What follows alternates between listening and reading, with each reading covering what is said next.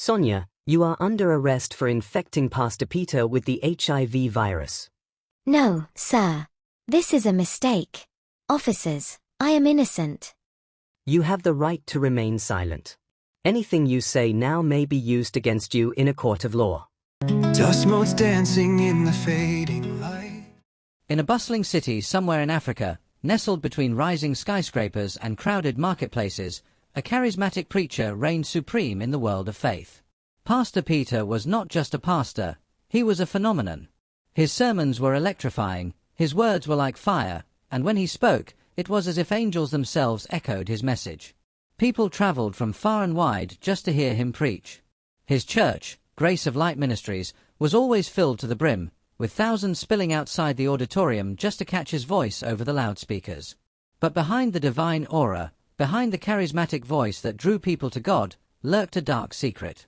Few knew the hidden character of Pastor Peter, a side of him that thrived in the shadows. Sonia, a young and intelligent woman in her late 20s, had recently been employed as Pastor Peter's personal secretary. From the moment she stepped into the role, she displayed an impressive level of diligence and efficiency. She quickly adapted to her responsibilities, proving herself to be an invaluable asset to the church office. With a sharp memory and exceptional organizational skills, Sonia scheduled meetings flawlessly, ensuring there were no overlaps or delays. She responded to emails with professionalism, maintaining a respectful and warm tone that reflected the values of the church. Her note-taking was impeccable, every detail captured with precision, leaving no room for misunderstandings. She handled confidential matters with discretion and interacted with church members with kindness. Her dedication did not go unnoticed, as Pastor Peter and the entire staff quickly came to rely on her efficiency and reliability. However, Sonia carried a personal burden, a secret that only she knew. She was HIV positive, a condition she had been managing carefully for years with strict adherence to her medication. Despite her calm and composed demeanor, the fear of stigma and rejection weighed heavily on her heart.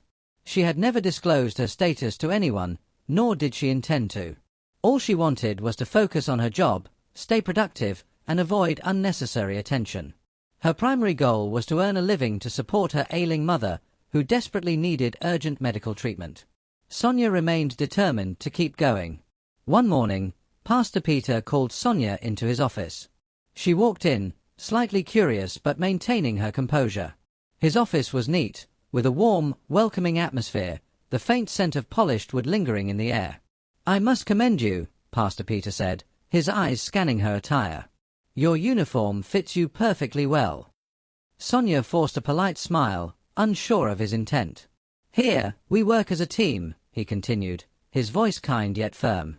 "Not just as a team, but as a family. We cover each other's backs. I want you to feel comfortable talking to me directly if you have any challenges." His words seemed genuine, but something about his tone made Sonia uneasy. His words carried sincerity, and Sonia felt an unexpected sense of security. She had always handled her struggles alone, reluctant to share her burdens with anyone. But there was something about his tone, his genuine concern, that made her pause. "Thank you, sir. I will try my best," she replied politely, forcing a smile to mask the heaviness in her heart.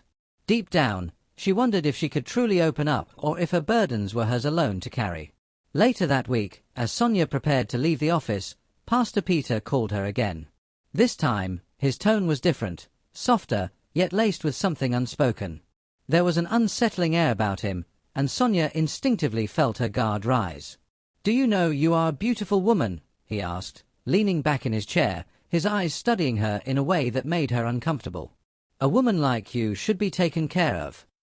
Sonia stiffened but remained composed. "Like I told you the other day, we work together here as a team," he continued smoothly. "You make me happy, and I'll make you even happier." Sonia frowned slightly. "Sir, I have been doing my best at this job." The pastor let out a small chuckle. "Your best is not enough, my dear. You are expected to do more for me. I want you to relax and let me take good care of you. Don't be so uptight." Sonia's stomach churned. A wave of unease washed over her. "I don't understand what you're talking about," she said cautiously. Pastor Peter smirked. "You are no longer a baby. You should understand how things run here by now. Think about it and give me your feedback tomorrow morning. Sonia felt a cold shiver run down her spine. As she left the office, her heart pounded. The walls of the once safe space now felt suffocating, and she knew deep inside that she had a difficult decision to make. By morning, Sonia had made up her mind. She would not give in to Pastor Peter's inappropriate demands. No job, no amount of financial hardship, was worth her dignity. The next morning, she arrived at work with a sense of quiet resolve, determined to focus on her duties as if nothing had happened. She kept her head down, avoided his gaze, and prayed silently that the matter would be dropped. In the afternoon, as she arranged files on her desk, a sealed letter was placed in front of her. Her hands trembled as she picked it up and tore it open. Your services are no longer required in this office. Therefore, you are fired. Her breath hitched. For a moment, she sat frozen, the words blurring before her eyes. Summoning courage, she rushed to Pastor Peter's office, her pulse racing. But before she could step inside, his personal guard, a bulky man with an impassive expression, blocked her path. You are no longer an employee here. Leave now, he said firmly. But I need to speak with him. Sonia protested, her voice breaking. The guard remained unmoved. He has nothing to say to you. Tears stung her eyes as she realized the finality of the situation. She had been discarded like trash. That night, Sonia lay on her bed, staring at the ceiling. Her mind churned with frustration and despair. How could a so-called man of God be capable of such evil? But then, reality struck like a knife to the chest. I need the money for my mother's treatment. I have to survive. By morning, exhaustion and desperation had pushed her to a grim conclusion. Sonia walked into the church office the next morning, her heart pounding slightly. She had barely slept the night before, thinking about what she was about to do. Pastor Peter looked up from his desk, clearly startled to see her. I thought I wouldn't see you again, he said, raising an eyebrow. Sonia smiled, though her hands were clenched at her sides. I have accepted your terms and conditions. Pastor Peter's face lit up with excitement. He leaned forward, rubbing his hands together. Good. Good girl, he said eagerly. You won't regret this. After today's work, I will send you an address. We'll meet there. Sonia nodded, keeping her expression neutral. She turned and walked out, her mind already racing with what she had planned. That evening, just as she expected, her phone beeped with a new message. She picked it up and read the text, an address to a hotel, along with a specific room number. She exhaled sharply, her grip tightening on the phone. I have to record everything for tomorrow's sake, she whispered to herself. Her stomach churned, but she knew there was no turning back now. When she arrived at the hotel, Sonia took a deep breath before stepping inside. Her palms were damp, but she steadied herself. As she approached the designated room, she hesitated for a moment before knocking. The door swung open almost immediately, and Pastor Peter stood there, smiling. Come in, he said, gesturing her inside. Once inside, Sonia glanced around nervously before speaking. Pastor, I think we should use protection, she said carefully. Pastor Peter chuckled and waved off her concerns. As a man of God, God protects me in every area, he assured her confidently. Sonia swallowed hard but said nothing more. She reminded herself why she was there. After their encounter, Pastor Peter reached into his bag and pulled out a brown envelope. He handed it to her with a satisfied smile. This is for your mother's medical treatment, he said. Sonia took the envelope with trembling hands, forcing a grateful nod. And so, their illicit meetings became a routine. Each time, Sonia played her role well, but deep inside, she knew she was working toward something bigger, something that would change everything. At home, Pastor Peter became more distracted than ever. His wife, Mrs. Annabel, noticed how often he was glued to his phone, scrolling and typing with intense focus. Why are you always busy these days? She asked one evening, concern etched on her face. Just replying to church messages, he said dismissively, avoiding eye contact. Annabel wasn't convinced. Something felt off. He had been acting strangely, more secretive, more withdrawn. Late-night calls, hushed conversations, and his reluctance to share details deepened her suspicions. Determined to uncover the truth, Annabel started paying closer attention. His schedule seemed erratic, and he was often lost in thought. One afternoon, Sonia, the church secretary, walked into Pastor Peter's office to deliver some documents. She paused, startled, as she saw him struggling to rise from his chair. His hands gripped the armrests tightly, and his movements were sluggish. His face was pale, and beads of sweat gathered on his forehead. Something was terribly wrong. "Are you okay?" she asked, her voice filled with concern. Pastor Peter frowned, irritation flashing across his face. "You're only interested in your salary, aren't you?" he snapped. Sonia was taken aback. His response was unusually harsh. She had noticed his declining health and erratic behavior, but now his temper was growing worse. His once calm and understanding demeanor had turned sharp and defensive. "I was just trying to help," she murmured, stepping back cautiously. Something was definitely wrong, and she wasn't sure if it was just his health or something more. One Sunday after church service, unable to contain her suspicions any longer, she confronted Sonia in a quiet corner. "Are you having an affair with my husband?" Annabelle asked bluntly, her voice trembling with emotion. Sonia's eyes widened in shock. "How can I do such a thing to my own pastor?" "I cannot disrespect you like this, Ma," she said, her voice firm. But Annabelle wasn't convinced. Doubt gnawed at her. Determined to uncover the truth, she turned to her close friend, Mrs. Alice. "I need to know what's really going on," Annabelle confided. Alice, after a moment of thought, suggested hiring a private investigator. Days later, Annabelle received a call from the private investigator. "Madam, the report is ready. We need to meet." Her hands trembled as she clutched the phone. "Where should we meet?" she asked. "At a small cafe near the city centre," he replied. That afternoon, Annabelle and Mrs. Alice arrived at the cafe, their hearts pounding. The investigator, a middle-aged man in a dark suit, slid a brown envelope across the table. "Your husband is dating Miss Sonia," he said, his voice calm but firm. "They meet at different hotels in the city, every Sunday by 5 p.m. and every Wednesday by 4 p.m. Annabelle's breath caught in her throat as she opened the envelope.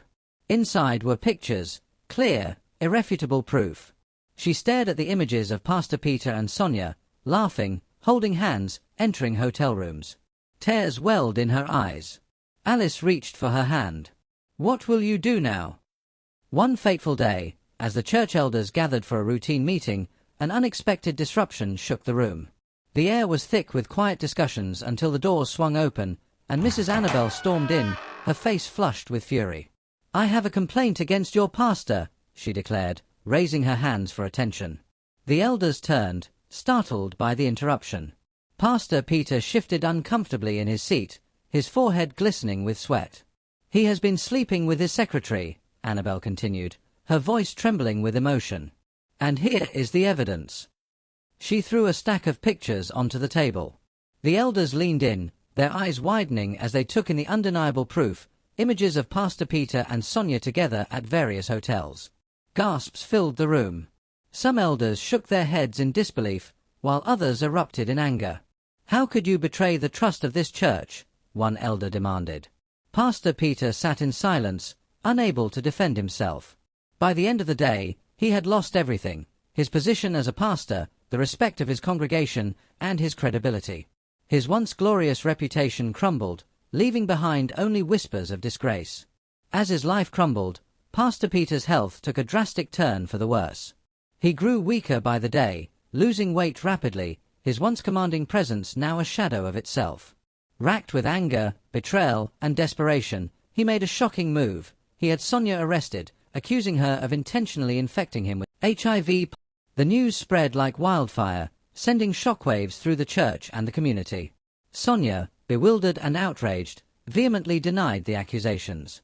"I am not responsible for this," she cried as officers took her away. But the damage was done, and the scandal deepened. The case was taken to court, drawing immense public attention. The courtroom was packed, tension hanging thick in the air. Journalists, church members, and curious onlookers filled every seat, their eyes fixed on the proceedings, eager to witness the shocking scandal unfold. Pastor Peter sat stiffly at the plaintiff's table, his face pale and drawn. Sonia, seated with her defense team, looked determined yet shaken. Both sides had strong legal representation, ready to battle for justice. The prosecution opened forcefully.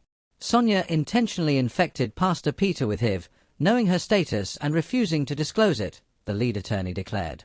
But the defense was prepared. The truth, Sonia's lawyer countered, is far more complex. Pastor Peter's past speaks for itself. The courtroom murmured as multiple witnesses were called. Several women, all former church members, took the stand. One, a former church worker, testified, Pastor Peter had affairs with other women long before Sonia.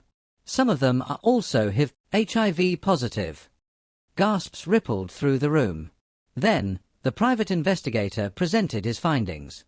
Pastor Peter has a long history of secret relationships, he confirmed. He handed over documents, dates, and hotel records, further solidifying the defense's case. But the most damning evidence came last.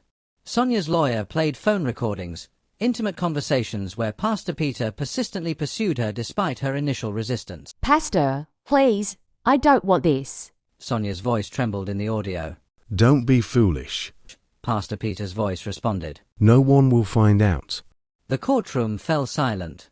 Pastor Peter's lawyer shifted uncomfortably. The judge's voice echoed through the silent courtroom, his expression stern. After careful examination of all evidence and testimonies, it is clear that Pastor Peter's HIV infection predates his relationship with Sonia, he declared. Medical records, witness statements, and investigative findings confirm that he knowingly engaged in unprotected intercourse with multiple women, including the defendant. There is no proof that Sonia deliberately infected him. A murmur spread through the crowd. Therefore, the charges against Miss Sonia are dismissed, the judge concluded firmly. Sonia broke into quiet sobs of relief, while Pastor Peter slumped in his seat, his disgrace now undeniable. Pastor Peter sat motionless. He had lost everything. His wife left him. His church expelled him. His health declined rapidly. Sonia, meanwhile, left the city to start a new life. As she boarded the bus, she whispered to herself, "No one is untouchable, not even a so-called man of God." Thank you for watching. Like and subscribe.